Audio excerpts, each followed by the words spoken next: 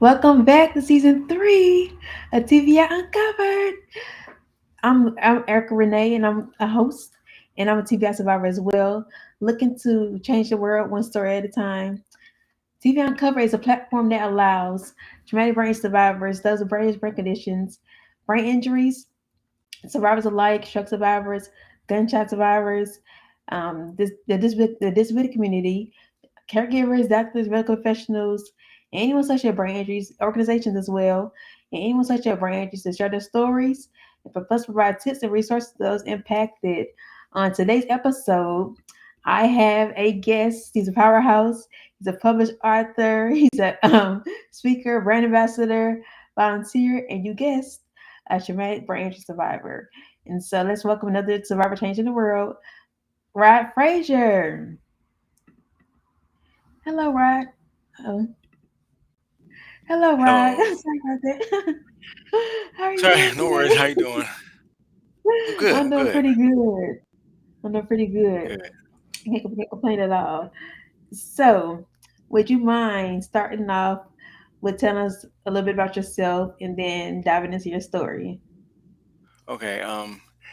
My name is Rod Frazier, and I am a traumatic brain injury survivor.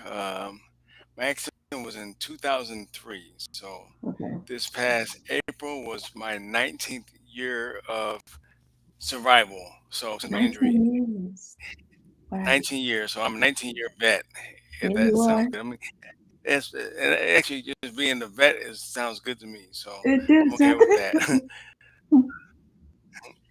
Definitely. So, just to give you some insight on what happened, I think it's funny because I think about how people now are talking about gas and how gas Mhm.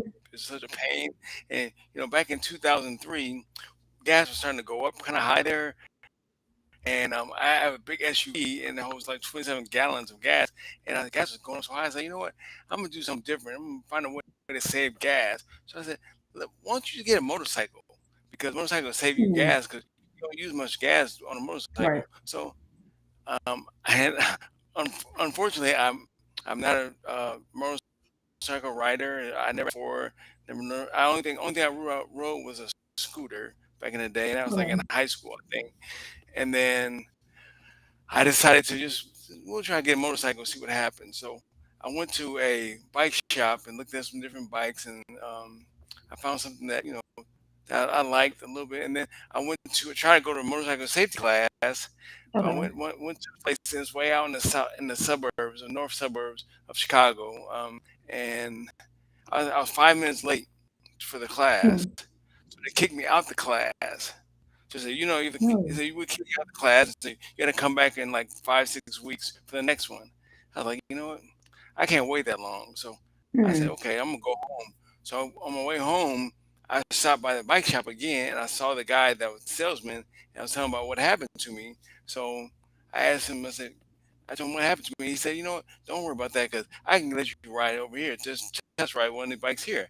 I said, if I knew that, I would have never gone. 'Cause I would have went to him right away and learned how to Right. ride a bike that way. So Yeah. I used to go out there every single weekend, just testing bikes around and driving around, just getting comfortable again. And I mean, I wasn't 100%, but I told the guys I wouldn't buy a bike until I was like 90%, you know, comfortable. Hmm. Yes. So, so I think the time I decided I was gonna get the bike, I went out there and I was about 90% comfortable with it. So I went to pick out a bike, and then once I picked out the bike that I liked, I got me a helmet that matched, and then I was ready to go. So then, well, actually, I was test driving the bike, and actually, I was right in front of the bike shop, and I laid the bike down and skinned my knee up pretty good. And Mm. so bad that I didn't drive the bike home. So I actually had the salesman drive my bike home, or I actually had him take my bike's house to a friend's house who lived out in the suburbs. I didn't want to take it back in the city where I lived. So I took it to my friend's house. And I said, "Can I keep it at your house and until I, Mhm. get comfortable to drive back to the city?" And she was like, "Okay, that's fine. You can do that." So uh, that was actually on a Saturday. So I bought the bike on Saturday. So the next day I went out to her house to test drive the bike. So I'm riding around her neighborhood because she bought a house in a new complex and there was like not a Mm-hmm. lot of traffic. I was driving through her little subdivision and I Mm-hmm. tried to get on the street a couple of times on the main street. Just going up and down. I'm feeling a little comfortable. I'm feeling myself a little bit. And then I remember going by Showing her. off. Yeah, well, not really showing off, but just trying to be comfortable. But I was happy, I was Yeah. proud. I said I was doing it, doing something big Mm-hmm. because I never done. Yeah.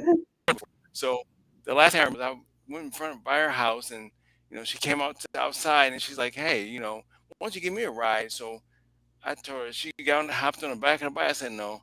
I said, "Please get off the bike because I'm not well enough to drive myself around. I'll make sure that I do Mm. get myself straight before I take on any passengers." Right. So after I left her, I guess this is what I was told. So they said I left her, and then I probably like a block away, and I had the accident. So they said that I Mm. had lost control of the motorcycle, and then hit a curb Mm. or hit a curb, and then hit a mailbox with my head. Mm. And so they said that Wow. they found me on the grass near the mailbox, and they said my helmet came Mm. off, and my helmet was like 20 yards away from where I laid, and Wow. that's where they found me. So the ambulance Wow. picked me up and then took me to the hospital. And then this is what I was told, and this is what I read about. That they said that Mm. when I was in the ambulance on transporting to the hospital, I had a seizure in the back of the ambulance. Mm. And then when I got to the hospital, I guess I had all type of issues and um, had had a tracheotomy. Yeah. I had like pneumonia. I had all this other stuff, and then Wow. uh, It's all kind of it's stuff. nuts. Yeah, all type of Wow. stuff. Yeah. So Wow. then, and so eventually, I was in the suburbs when this happened. So, and this is a pretty good hospital out in the suburbs. But my uncle, who's a retired orthodontist, he's like, come to the city so you can get better treatment. So, he actually arranged for me to get transferred from that South suburban hospital into Northwestern downtown Chicago. And Mm. and when I got to downtown Chicago, I was right next door to the rehab center, or it was called Rehabilitation Institute of Chicago, but now it's called Mm-hmm. Shirley Ryan I've Building heard about Lab. that before. It's a great Mm-hmm. hospital, probably I've the best heard. best rehab hospital for like the last 20 some odd years. So Wow. um, yeah, so once I was in there, actually, when I was at Northwestern, it's funny, not funny, but it's interesting. So I'm in Northwestern, and they're feeding me intravenously through a tube in my arm or my Mm-hmm. shoulder, and they took the tube out of my arm, and I guess I had a pulmonary embolism, so I had like a blood clot that Mm. went in there, and actually they had to come revive me because I was going to die. So they had to Wow. revive me, and they're like, okay, they got him okay. So then after that, my mom was like, you know what? Because no one's here really watching him, So my mom, Mm-hmm. she actually got a book, and she put a book into my. I was in ICU then, so she got a book and she put it in my room, and she made sure that everybody who came into the room signed the book and said, "Hey, this is what I saw while I was there," Mm-hmm. which is Yeah, awesome. that's smart. It That's was a smart. good move, and because I mean, it's funny too because I still have the book too, and I actually when I found this, I was like, wow, because I read this thing the first time, and I was like, this is like way after my accident. I'm like, man, this is crazy. Mm-hmm. And funny thing Mm-hmm. is, I wrote a book, and I dedicated a whole chapter to this book right here because it Wow. talks about all the types of things and that went through. It goes through like almost like a month of not maybe a month, but maybe about 3 or 4 weeks. I was in the ICU at the Mm-hmm. hospital. Like I said, and that was like the thing that kicked off my book. But it was crazy because I was next door to the rehab center, I was actually once I was able to I guess eat certain number of calories per day or whatever, Mm-hmm. I Yeah. was allowed to go into the rehab hospital. So then that's when my rehab started for real. And that was no So how joke. long? So what has it been like for you? Your whole recovery journey with going to rehab. How long did it take you to? Because did you lose your ability to walk, or what did you have trouble doing Oh after yeah. motorcycle accident? Okay. So after my accident, I had a traumatic brain injury and I had I had a right brain injury, and Okay. I had axonal injury, diffuse Okay. axonal injury. So it's Okay. when That's the brain interesting. like rocks in the skull. So it's like taking a nut and trying to shake the Hmm. nut, and you hear the thing shaking back and forth. That's what my brain did inside my skull. It was hitting back and forth, back and forth. Okay. So when I came out, when I was actually recovering, I had no movement on my left side. My left side was paralyzed, and Hmm. so I was in a wheelchair and couldn't walk. I had to relearn how to walk. I had to learn how to talk.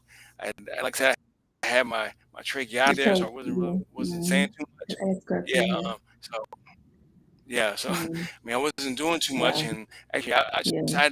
I went from what I was doing, Mr. Big Man on a motorcycle. I went back to ground zero and trying to Yeah. get back going again. So I mean, that's terrible. Yeah. I know what you mean. I call myself a TBI builder bear all the time because I'm being built back up all over again. Handle how to walk, how to learn how to sit up by myself and just even hold my head up. Can hold my head up. So I understand what you're saying. I resonate with everything that you're saying. So I'm glad you made it through. And God has been good. God's been good to you. So that's such Yes, a blessing that yes, you're still here. yes, he has been. He's good. So yes, Wow. definitely, Yes, he is. He is and he definitely. has been. He still is. So the pandemic has been rough on a Yes, lot of people. The pandemic has been so rough and yes. like mentally, physically, emotionally. How have you been impacted mentally, emotionally, and physically? Well, I said mentally, I mean, it's been hard because I like call myself. I like to be I'm an outgoing person, so I like to talk to people, get Hmm. out and do things, see Hmm. people, whatever. Yes. And, but the pandemic's made us stay in the house. My wife and I just sit in the house, and we've become hermits. We don't do much. We it's funny because we only leave the house to go to the store, and we might, Yeah. I mean, we do everything online. We go to watch Mm. church online. We buy Mm. clothes. We can buy clothes online. We can actually at one point we were buying groceries online. We didn't leave the Yeah. house for anything. Me either. Yeah, so Do you have it DoorDash was out there? terrible. Yeah, Do you have with DoorDash? DoorDash, we got Yeah. food too. Yep, DoorDash. Yeah, we've done all that stuff. And, it's just like it's almost So like yeah, it was hard. it's like it's just a blessing though, and it sits the blessing, but it's like it does like kind of make you lazy and make you lazy towards certain things because things that we used to do Yes, go to the grocery store, go out to church, things like that. It makes you like um it kind of what's what I'm looking for. It kind of deters you from doing those things, going out to do those things when they're already in definitely, your house. So it definitely. disrupts that. So how Well, the other important thing too is is? I'm sorry. Go ahead. Go ahead. no, I was gonna say that. I said it just makes you want to stay at home because I mean, It does. since we're able to get things from home or get things brought to our house, and at the time I was working, I was doing a little bit of work off and on, and I was doing that stuff remotely from my house. So that just made things Yeah. easier. So it just made me Yeah. Everything's want to remote. stay in the house. Just want to Yeah. stay away from COVID. So Yeah. Tell me about it. I was letting nobody come I'm not gonna nobody come in my house or at my house unless you had to be here. exactly, You had to be here. You was ain't no hanging out, ain't none of that. I was like, oh no, exactly. I'm not playing with this. No. You get to go home, but you got to get out of here. It affects our bodies differently than does anybody else. Oh So yeah, I said, oh yeah. no, I can't come here. No, no, no, no. How important is shifting and changing your mindset after injury? Wow, it's a good question because I mean, obviously, when you go through this injury, everything is taken away from you. So, It I is. mean, Mm-hmm. you're just trying gathering stuff, trying to figure out what am I going to do, what can I do? And I Yes. mean, there are things that you Yes. try to do, and you find, I'm trying, but I can't do it. But then there's other things you're Mm-hmm. like, I can do that, so I'll stick with what I know or what I can do, Right. what I can accomplish, and then I just stick Yes. with those things. But otherwise, so you just pick and choose what you can or can't do. So obviously, I would love to say I wish I could do the things I used to do, but I can't. Mm-hmm. But I'm just doing all the things I know I can do, and I do Right. those successfully. So Yes. I mean, I just try to move forward That's like that. important. I mean, yeah. So are I you? don't So know. That's a I'm sorry. answer the question. I mean, yeah. Oh, you did. You did. You definitely did. And so Okay. a follow up with that. So you come to a place of acceptance. It sounds like. Would you say that? Is that safe to say? So, Yeah, how did yeah. you get there? How did you get there? um, I'll say this: I didn't get there easy because I know that there were. I mean, if I'm talking about, I did so much before my accident. So Yes. I played basketball in college. Mm. I was trying to ride motorcycles. I was doing Mhm. everything I wanted to do, everything I could do. I was trying to do it myself. Mhm. And I was really very competitive. I played basketball. I played all type of sports. I used to bowl in bowling league. So Oh I'm wow. into all that stuff. So yeah. So I was always trying to get. My whole thing that drive me was the whole competition thing. If you have some Mm. competition that geared towards me, I'm gonna try it. I'm gonna get to it. Mhm. So it's been hard because I don't have all I can do, but the things I can do still, like for instance, I can't play basketball anymore. I can shoot. I can still shoot a little bit. So I Mhm. shoot outside, just shoot shots, whatever. But I can't play, 5-on-5 or 3-on-3, whatever, Yeah. because I can't run like I want to. So only thing I can do now, I can bowl now, which is actually pretty fun. So Okay. I can do my own. I call it adaptive bowling. So I don't walk all those steps in line, but I just go to the foul line, Yeah. just throw the ball. So that's the Mm. best I can do. So, but I Learn have how to fun though. readjust. But I still do. Yep, Good. Learn how to readjust to your exactly. lifestyle. So it is about yeah, it's definitely adjusting. So I had to make a lot of adjustments to do what I need to do to be success, or to feel like I'm doing something, feel successful, Mhm. feel like I can make a Yeah. difference. So That you've accomplished something. That makes sense.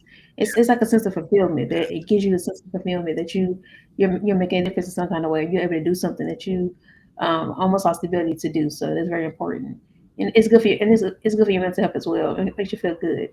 So I like yeah, that.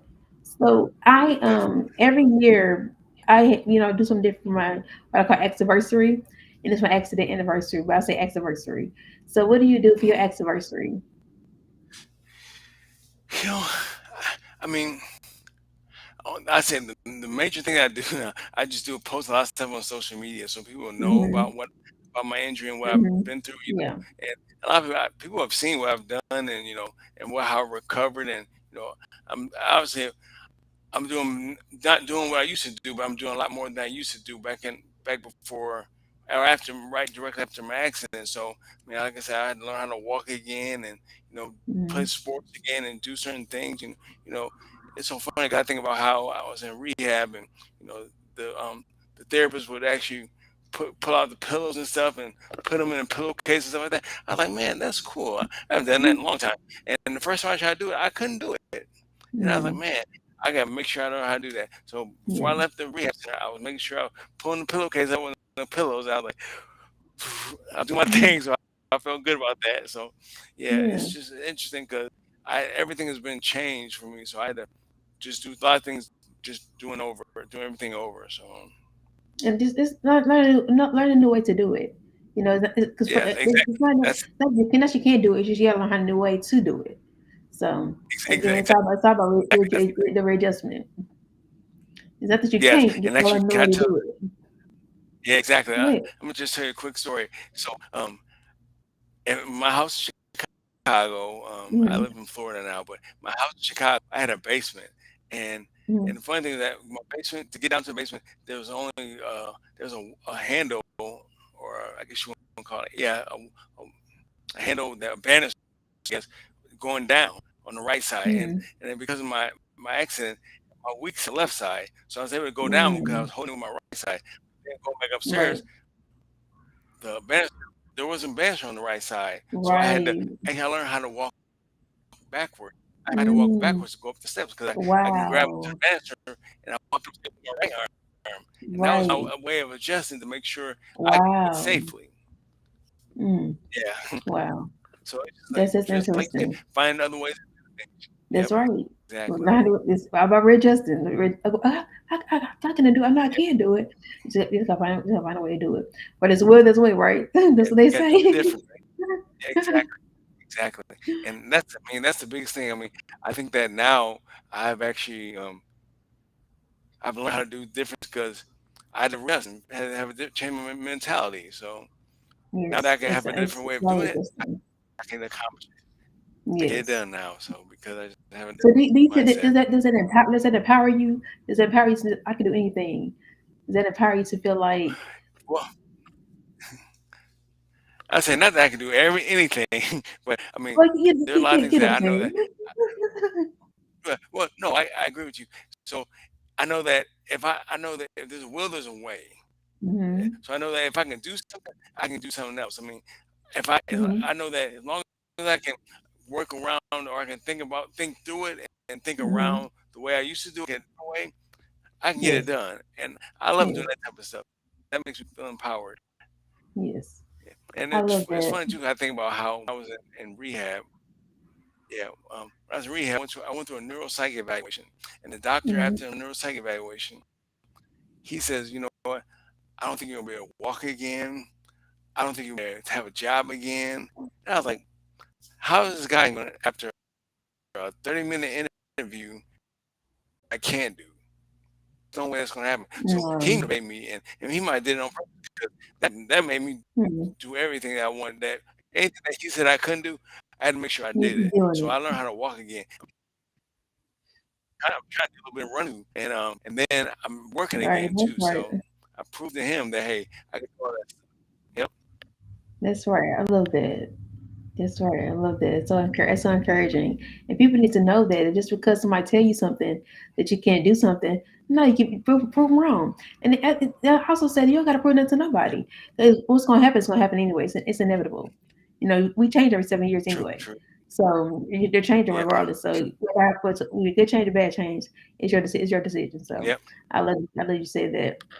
You're Is that what empowers you to move forward and what are certain strategies you use to achieve your goals? well. You know what? Actually, I'll say that's the whole thing. I think I've been motivated. I had to find my motivation. I had to find something that was going to motivate me to do something because I knew that was going to get me going because somebody Mm, had to tell me no or something tell me something I can't do. And that mm, once they tell me some, oh, you can't do that, or you're not going to do that, or you're not walking right, so you can't do that. There's no way you can do that, mm, or there's no way you can bowl now because bowling requires we have to walk right, and mm, you can't do that. So you walk funny. So, but that's what made me okay. Made me say, hey, you know what? I'm going to learn how to do it. And I'm going to do it better than you're going to do mm. it. So So that drives that's you. That drives oh yeah, you. definitely, People say no. Yeah. definitely Okay. And I want to say I don't know if I'm the same way. I just cause I don't like I don't have to prove something to nobody. And so for me, it's kind of like I'm just gonna if I'm, when I show you, it's gonna just, I have to talk about it. I'm just gonna do it. right, And then right, you see, it's exactly. like, I didn't know you could do that. Well, I Yeah, don't got to tell you I don't got to tell you what I could do. You just, right, I'm gonna show you. I'm gonna true, show you. true. I live in the show me. I live in the show me state. So Yeah, exactly. You're I right live in the about show me that. state. So I Exactly. do a lot of showing versus telling. So are there I know we talk about strategies. So what are some strategies that you that are towards that people can use to achieve their goals? Well, my thing is like I'm relentless. So when I'm Okay, trying to do things, I love and that. if something stops me, then I'll figure out. I say, you know Mm-hmm. what? Let me back up off this. Let me try it again. But then I'm Mm-hmm. saying, instead of this way, I'm going to take this step first, and then do my thing. So I'm gonna get up Mm-hmm. and then go off a different way. And so I'm gonna try it from the other way, the other direction, and try to get to my goal. And Right. so I'm relentless, and I'll keep doing it until I get it. And it's funny because I'm the work I do is I'm an IT guy, so Mm-hmm. IT people are always trying to figure out things, and especially when we're troubleshooters and stuff like that, you always trying to figure out how can I get how can I resolve this problem. So you always think about Right. other ways you can do it. So you think I'm gonna go from the left, I'm gonna come from the right, I'm gonna go from the back, I'm gonna go from underneath, but I'm gonna get there. Yeah. So like I It's said, one way or the you other. have to be one way or the other. So yeah, got to be relentless. So keep going. So be relentless. So that's the strategy. Okay. Be relentless. Go with it. Go with it with all you got. I like that. I got that. Be relentless. Yeah, And yeah. so you're doing so many great And things. Okay, I'm sorry. Go ahead. I'm gonna say, man, obviously you're not gonna be able to do everything you want to do. So being Mm-hmm. relentless is, you have to have the right feeling. You have to accomplish something. Now, like I said, I know that the people that I know when I was first getting started, I mean, I could barely sit up on my own and stay up. I had to actually hold on to things or have Mm-hmm. somebody had to hold me up so I can sit up all over whatever. But I keep Mm-hmm. practicing. So as long as you keep practicing and just saying, hey, I'm gonna get better. Say, and actually, That's I used to right. do things. I would do things in phases. So like before I would start running or do some walking, I would just do one part. I say, so this is in order to get this accomplished, it take 5 steps. So take 5 steps. So I'm gonna Mm-hmm. work on step one. Step one, maybe Right. stand up, or get myself ready to stand up. So I would work on that Mm-hmm. until I accomplish or until I complete that goal. So I was comfortable doing it by myself. Then I said, okay, we're gonna do step two. Step two is raise up, raise up. Okay. So I would do that until I felt comfortable doing it. And I would just once I got all those things together, once I got each one of those 5 things together, I would try to put it all together and make it happen. So I that love was my way. that. I love that. Yeah, I would do it through baby steps. So yeah, baby steps. I love that. But every step brings you closer, and every step brought you closer. Because Oh yeah, you're not where you want to be, which is so much more further than you were. So, exactly, wow, that's exactly. gonna bust out of people. Wow, I love that. It's so Yep, amazing. exactly. I can incorporate that myself. So I'm gonna take that from you. So thank you for that tip. Hmm. Yeah, no problem. Yes. So you're doing so many great things with your what I call 2.0 chance of life. So what we go with the fact that you're an author, a published author, that I note. So Yes. like a snowflake. What is like a snowflake? I get it, but can you tell the viewers what like a snowflake means to you? What Yeah. that All means? right. So, um, when I was in rehab and I learned, I would listen to the therapist and they were talking about how every brain injury is different. And I knew, Mm-hmm. I said, and I heard this is a long time ago, back in school days, whatever. I was a young guy, and I said, it's like a snowflake because every snowflake is different. So I It said, just came out. just say that was the thing. And actually, I was speaking to a bunch of OT and PT students Mm-hmm. at this university, and just talking about how to how to work with disabled people and that type of thing. Mm-hmm. And I said, you know what, we're all like snowflakes because everybody's different. So what you do for one person, you gotta do that for you can't do that with everybody. So That's right. you can't be we're not cookie cutters. We're not No, we're made by not. cookie cutters. So we're all different. Every injury is different. So That's everybody's right. gonna recover differently. Everybody's gonna Absolutely. be affected differently. So what Mm-hmm. works for you may not work for me. So Absolutely. yeah. So that's I why I love said it's that. like a snowflake. That's that. I like that. And so, what is it? Is it your personal story, or is there more in there than that? Well, actually, it's just a story because I mean, I talk about how my accident happened, and then I talk Mm-hmm. about how I progressed from coming out of rehab and trying to get better. And then my whole thing was in order for me to be quote unquote rehabbed or Mm-hmm. recovered. My recovery was based on the fact that I had to get a job again. I had to start working. Mm-hmm. So a lot of this is about me trying to get myself going again and go back to school and to get a Getting it different like that.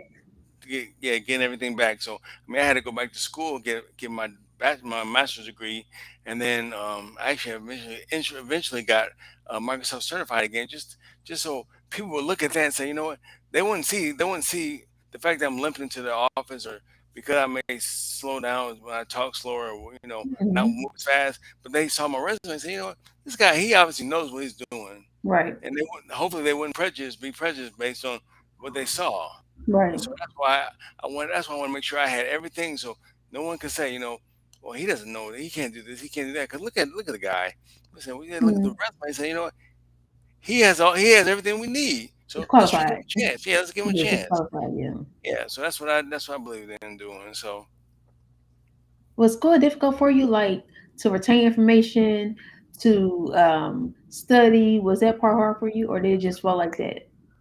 well, it was just like we said, we had to adjust because Mm-hmm. before I mean I thought I was a pretty good student. I mean in college I mean I had like a 3.2 GPA in college. I Mm-hmm. was my graduate. So my whole thing now and now I'm in grad school and learning things and with my new body per se, my brain injured body, trying to figure out Yeah. how I'm going to do things. So what I had to do is I would read stuff and I could read and not and be comfortable with that stuff. But I was taking notes and writing stuff down and highlighting.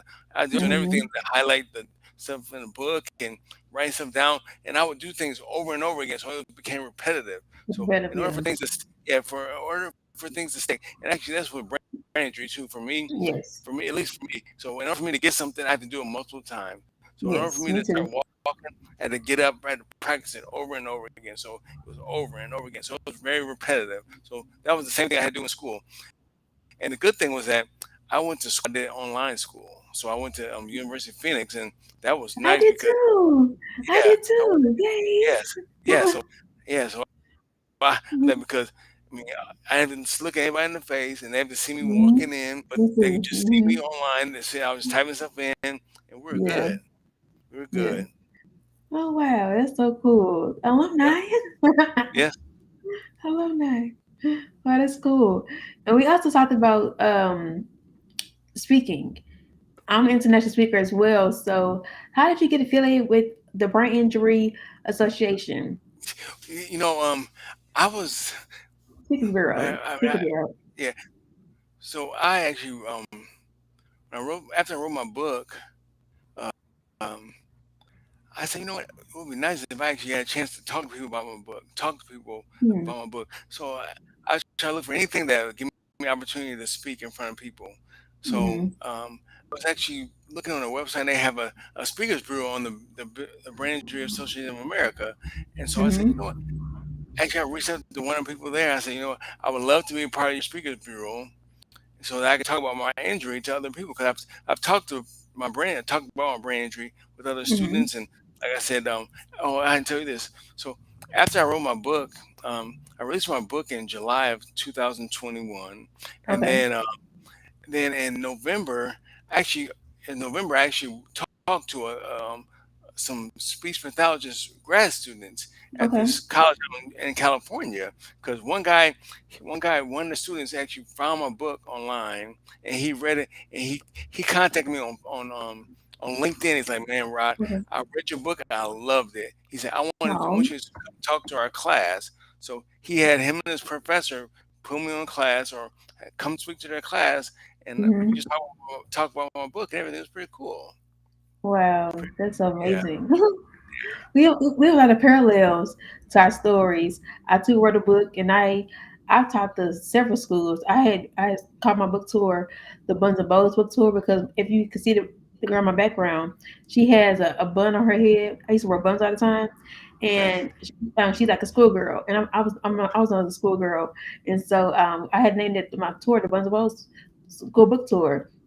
And so I have a heart for middle schoolers. I love middle schoolers. They're like right in between of high Mhm, school and just regular elementary school. So like right mhm, there in the middle, they can still be molded. And so mhm, I love the age group. And so me and my cousin, we went through a couple of school, but maybe I don't even know how many schools. It was quite a few schools, from middle school, high school, colleges. So we went, but we did a book tour, and it was just so touching. It was so amazing. But I love talking to the young people. It really um it really empowers me. So yes, I love that. And I agree with you when you said like that's just amazing how people just gravitate towards you from just one thing that you might have said, one thing in your book, and just seeing a cover that has a African American girl to look like them. And that's what I wanted. I want people to see people who look like them. So mhm, so it's, yeah, it's so touching to inspire the people and encourage the people. So it's definitely, great to definitely. actually do that for that young man. So I'm glad he reached out to you, and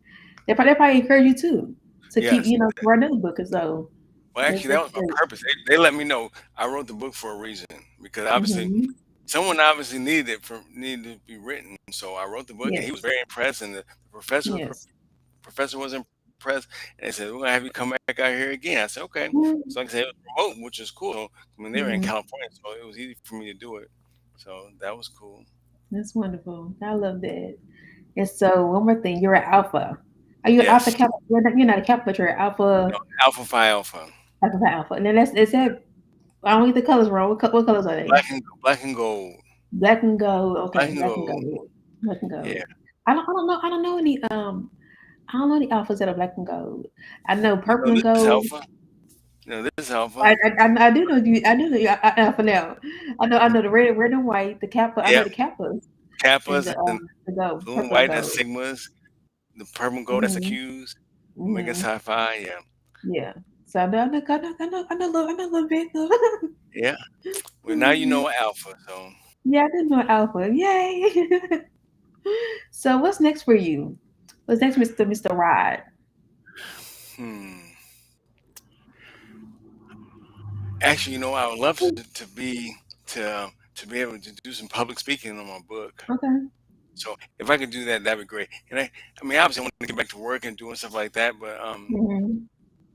But actually, speaking about my book and empowering or inspiring other survivors, that's my vision right now. So, I mean, what I've done is try to do as much as I can to either talk to, like I said, talk to students that are Mhm.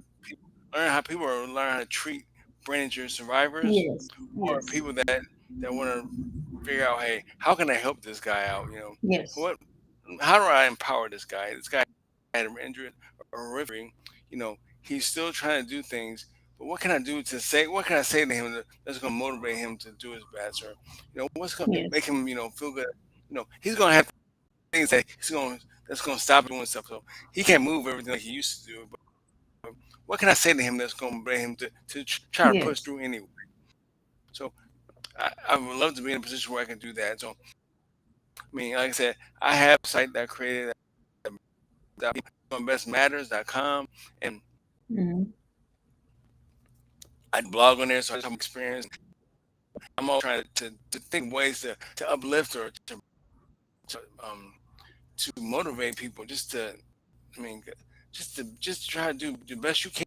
I mean, that's all you can. That's all that can be expected. You can. That's it. Yes. I mean, That's right. obviously, I can't do what I used to do. I used to basketball, but I can't do that now. Mhm. So I mean, I try to do what I can do. The only thing I can't do is just shoot a jump shot. That's it, That's and I'm right. happy Mhm. with that. So that just doing what you can. Make you better. Yes, do what you can do. Yes, definitely. I love that. So, well that answer my next question. Would you tell a newly injured survivor do what you can do? So, is there anything else you would tell a new survivor, Yeah, or exactly. is that okay? That's how they answered it. So, wow. Well, One last question. I'll go ahead. yeah, but yeah.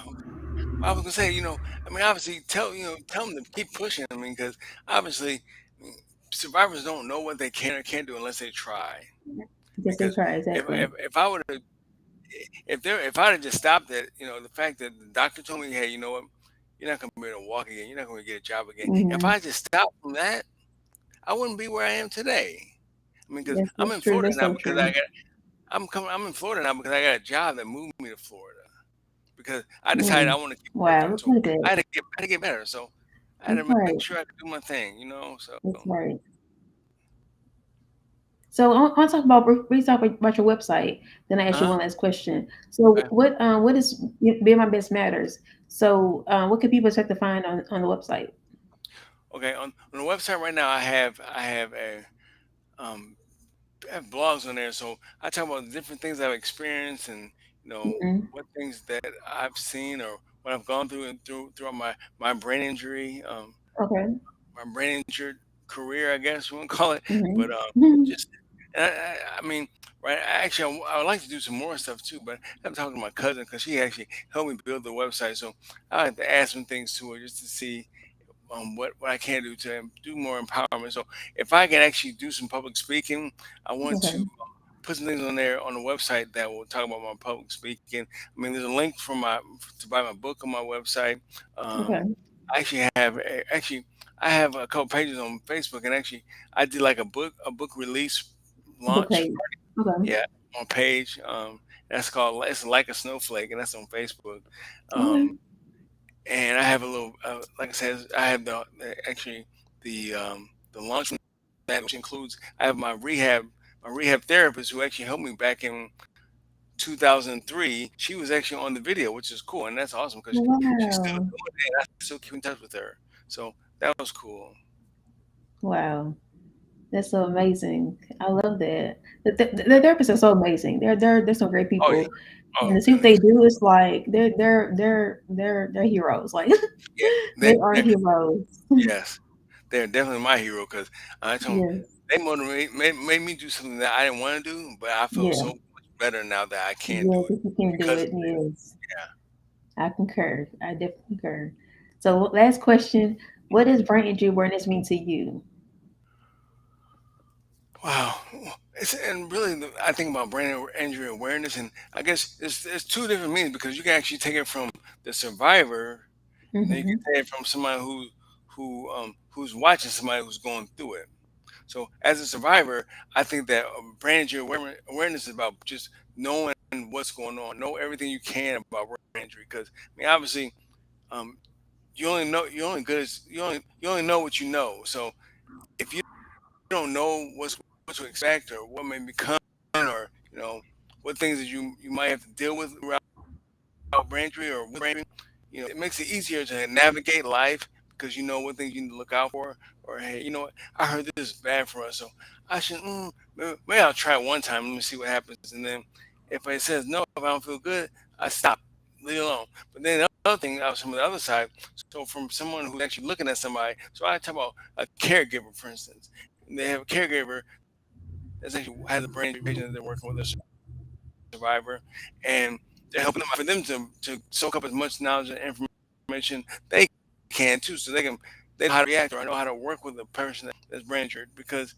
I mean, like I said, we're all like snowflakes where everybody's different. So if Yes, you come in there because you know that you helped somebody recover and they can walk after 4 weeks, and so they're gonna make you walk after 3 weeks, and they come in with that attitude, that's not gonna work because everybody's different. So you gotta know that, hey, what you're doing for this person may not work in 4 weeks because they may have something that's stopping them from doing what they need to do to walk. yes, So, but you have to be aware, and so that's why it takes you have to take time to study and to read about those hmm, things, so you know that everybody's not the same. So, yes. I definitely agree. I love everything you said. I love that. So we'll put a pencil in there right there. That was perfect. I thank okay, you for that. But good, good. congratulations on your book, your awesome book. Because I gotta get my copy. So thank you again for taking time out of your schedule and to do an interview with you. It's like it's so I love inspiring people, and you've inspired me. Like just us talking inspired me. So I know you inspired the message as well with your story. So keep on telling your story. Keep on being great. Keep on being you. But let everyone know how they can stay connected with you, stay connected with you, find you, ask your questions. Oh, before you say that, I want to tell you that you can also reach out to rehab centers about talking to the patients there to Hmm. inspire them. You know, they always have they have sometimes they have day rooms, they Hmm. have cafeterias that you can speak at. Because I know for me, when I was at one of my rehab facilities, I was asked to speak, and they had me speak at they had a particular I think it was like a series or something that they had there. And so they asked me to speak to the group of survivors and or not even survivors, just people in general, families and survivors to talk with them or whatever. So reach out to the rehab centers, hospitals, Okay. schools, of course, Yeah. colleges. Yeah. So you can always it's always a way to get out there to speak. I mean, even if it's free, it's the exposure. And have Hmm. somebody record Exactly. you, it's still exposure. So I have people record you and put it on YouTube. And Hmm. so 'cause I think when I started speaking at the Brain Injury Association of Missouri, I think they reached out to me through a video they saw or something. So they're on social media, so you never know who's going to see your video and say, "Hey, Right. would you like to speak?" X, Y, and Z. So I reach out to those people and see how Okay. to do stuff for you. All So right. yeah. That sounds good. Now, did Oh, you ask except your question I could. first? Oh, great. Yes, please. Did you have a question first? 'Cause I was thinking because I thought you said you had a question for me. I know. I was saying you can. Oh, I did. So you can okay. tell people how they can find you on social media. Okay, yeah. So on social media, on Instagram, you can find me.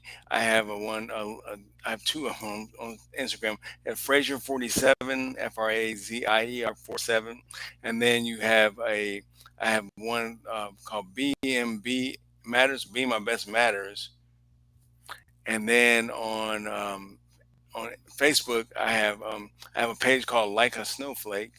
And then I actually Okay. and I'm under on Facebook is Roderick Frazier. So And actually, I have one on Facebook for Being My Best Matters. Okay, that's Snowflake on Facebook as well. Snowflake on Facebook. Yeah. So I'll keep this up too. Um, hmm, so you say something? Is it Instagram too, or just Facebook, right? So, No, I have Instagram and Facebook. So that right there is Facebook. I mean, Instagram right there. Fraser 47 and the BNB Matters. That's okay, Instagram. But then, like it's Facebook, like a like a Snowflake. Snowflake. Yeah.